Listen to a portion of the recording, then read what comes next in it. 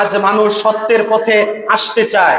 প্রত্যেকটা মানুষের ভিতরের আত্মা আজ সত্যের দিকে ধাবিত হতে চায়।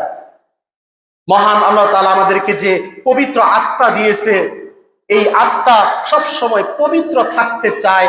আমরা এই আত্মাকে সবসময় পাপের মধ্যে লিপ্ত রাখি, এই আত্মাকে আমরা কলুষিত করতে চাই। মহান আল্লাহ তাআলা আমাদেরকে কিয়ামতের দিন অবশ্যই প্রশ্ন করবেন যে আমি তোমাকে পবিত্র একটা আত্মা দিয়ে, পবিত্র একটা নফস দিয়ে আমি তোমাকে পৃথিবীতে পাঠিয়েছিলাম, সেই নফস তুমি আমাকে ফিরিয়ে দাও।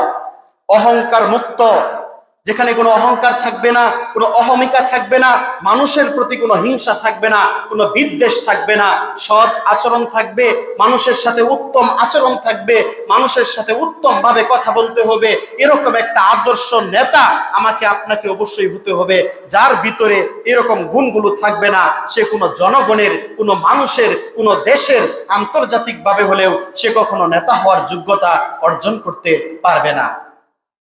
যেই নেতারা একজন আদর্শবান নেতাকে গুলি করে হত্যা করতে পারে, সেই নেতা কখনো আদর্শবান নেতা হতে পারে না।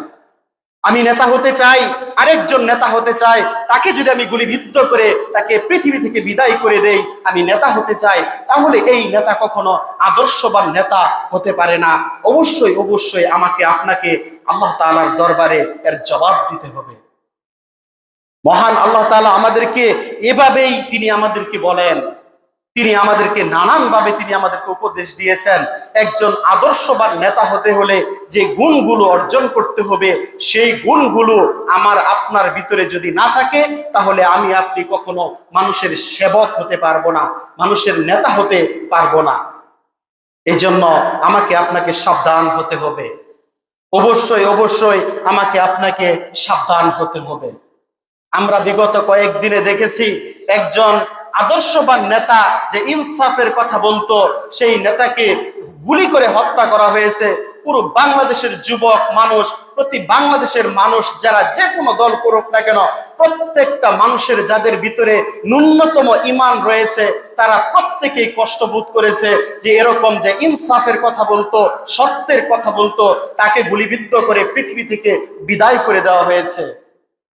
পৃথিবীতে এরকম যুগে যুগে, আজ এটা নতুন নয়, সেই আদম আলাইহিস সালাম থেকে শুরু করে আজ পর্যন্ত যখনই যে কোনো নবী, যে কোনো রাসূল তারা সত্যের কথা বলছে, এরকম যারা অহংকার করে, যাদের মধ্যে কোনো হিতাহিত জ্ঞান নেই, যাদের কোনো জ্ঞান নেই, দুনিয়ার লোভ লালসা যাদেরকে পেয়ে বসেছে, তারা ওরকম নেতাকে কেন, স্বয়ং নবী রাসূলগণকে তারা হত্যা করেছে। এটা মহান আল্লাহ তাআলা কোরআনুল কারীমে অসংখ্য জায়গায় তিনি বলেছেন। অনেক নবীগণকে তারা হত্যা করেছে।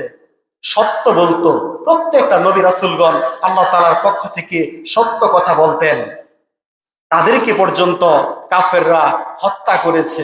এরকম যুগে যুগে হত্যা থাকবেই। তাই বলে আমরা সত্যের দিকে যাব না এমনটা নয়। অবশ্যই আমাদেরকে সত্যের সাথে থাকতে হবে, সত্য কথা আমাকে আপনাকে অবশ্যই বলতে হবে।